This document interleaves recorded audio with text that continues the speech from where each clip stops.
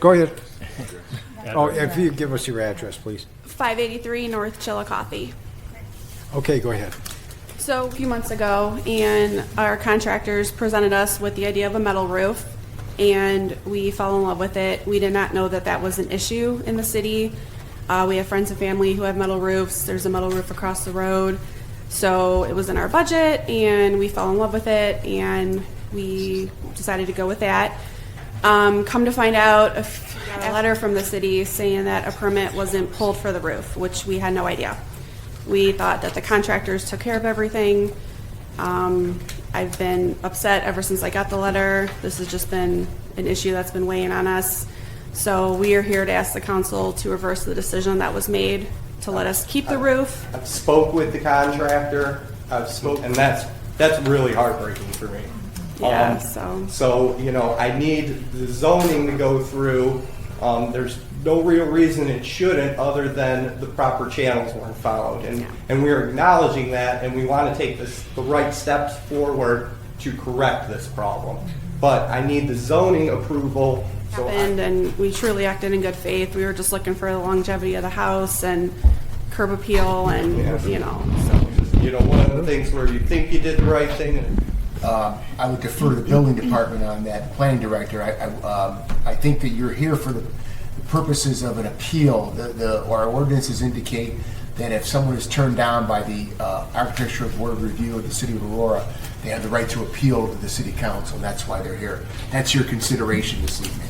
Mr. Nuska, so the idea of the permit. That is through our office. Okay. The residents came in to make the application, but until I were to have Architectural Board of Review approval, I can't issue that permit. Okay. So once this appeal goes through, we The city, as of, is this the first time this contractor is working in the city? Do we know? Mr. Nuska? Madam, to the council, sorry, they are not registered with the city. So that is one of the, larger issues when it comes to that. So they are not registered. I think when we hire a contractor, we're hoping that that contractor follows through with what they're supposed to be doing. If it's pull a permit, that's what they should be doing. Should a homeowner follow up on that? I would agree. I think that they should. When it comes to this point is we still don't have updated ordinances. And we've been asking for this now for quite some time. And so I feel that we are now being put into making these decisions that we shouldn't have to at this point. So I'm gonna rest there, but I don't know who really needs to kind of take the reins on this. But I feel like we've seen this too many times for this community, and we need to get it figured out right away. Thank you. Thank you. Mr. Duguay? All right, thank you, Mr. President. Is there a fine or a fee that will be pending to them as well, or is there one out there now? Mr. Councilman, to the board, is to double that permit fee. We have, from an administration standpoint, come to a conclusion that I do different sections concerning the fines. That is going to the Architectural Board of Review next week. It will be at Planning Commission September 2nd, hopefully to council after that. So we are working through some of these difficulties that we have, and we'll move on from there. Problem with this being on the Architectural Board of Review before, we did these all the time if they were in a location that was not close to another house, which I think this, being where the area is on 306, I don't think there's a problem. Doing on the Planning Commission, I know something did come to us. It went back to get reviewed and maybe modified, but I think we do need to step it up. We're putting the Architectural Board of Review in a tough spot. I do agree. Reading the minutes, I also know that, I think it was a 2-to-1 or 3-to-1 with the previous chair voting for it. So I do think we need to do something. I was also on the Architecture Board of Review with Councilman Duguay. I'm not a huge fan of metal metal roofs. However, generically, I think in your case, it was very well executed. It is in alignment with the house, and I don't think there's a big issue there. But I am very concerned about maintaining that Western Reserve theme, as was the guidelines of the AVR when I was on there. And every metal roof is not created equal. And so, although I can appreciate that you were well intended as you went through there's clearly some lessons learned. Being on the other side of that, I also adamantly agree that we're just for some reason stuck in this never-ending cycle on the larger issues there. I would encourage, Mr. President, if there's a way that we can move that ball forward, I would absolutely support that. Concerned that as we add teeth to whatever we agree the new standard is, it does not seem to me that a $500 or $1,000 fine, when compared to the cost difference between a shingle and a metal roof, is going to be nearly the deterrent to make sure that we're not here over and over again when the time comes.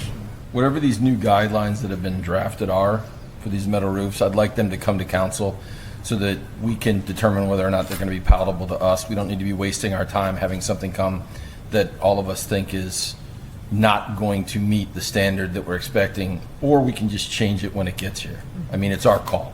There are changes that need to be made, and we need to make, if we're going to make it more flexible, I'm not talking about the fines or anything, I'm talking about the types of metal roofs. If we're going to make it more flexible, then we'll do it here. So what I've seen so far is not going to work. It's not going to be Consistently voted against any appeals on metal roofs, especially those that were in developments that really addresses the issue why we were concerned about some metal roofs, like in Four Seasons and various places. Obviously, this house is not in a development. It's on a stretch of road. It's a ranch-styled house, so typically it doesn't have that Western Reserve architectural style to it. Concern is that unfortunately the homeowners didn't know the rules and regulations, but certainly I would hold the contractor responsible. They should know. The fact that he's not registered in the city is a bigger issue, I think, and that hopefully what's going to be coming before us addresses that issue and penalizes or limits a contractor from being able to work in the city for an extended period of time or so. We have to address this issue. It's been before us for too many times. So in this circumstance, I'm going to change the way I voted in the past and support the appeal. So thank you very much. Being honest, and it's a shame that you're put in that situation. And it is a beautiful roof. I've driven past it and admired it, and I agree, being where you're located. I do agree with Councilman Cudley that we do need to hold the contractor line here. We've been seeing a rash of this, so we need to be more proactive and just really come down to not a gray area. We have to have it really spelled out so we don't have, or we're not in these situations and trying to figure out how we should vote for it. So, I'm in favor of it. I do think metal roofs look cosmetically very nice in a lot of situations. So, but I am in favor for you both. Thank you. Mr. Nuska, I would like you to bring back the results of the discussion between your office, them, and the contractor when Yes. when it's resolved. Yes, sir. Okay, thank you.